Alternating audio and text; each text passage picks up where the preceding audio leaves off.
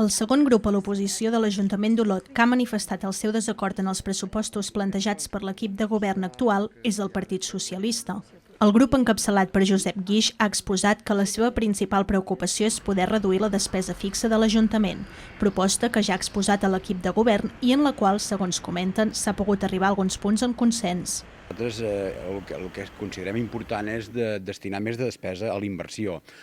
Quina inversió? Doncs el barri vell és molt important, el tema d'habitatge és importantíssim en aquest moment per la ciutat i també altres coses com, per exemple, inversions de caire de pacificar el que havíem dit de l'Avinguda Sant Jordi, o en aquests moments s'hauria d'arreglar també l'Avinguda Pere Badosa, que estan ja acabant les obres de la piscina de la connotació a Olot. El portaveu del Partit Socialista ha remarcat que entre les seves propostes també s'hi troba limitar el pressupost de la Festa Major, les inversions a la residència Faber i passar a celebrar alguns esdeveniments de forma bianual per tal d'apostar per la creació de carrils bici i, sobretot, destinar més inversió en la millora del barri vell i l'habitatge, entre d'altres aportacions.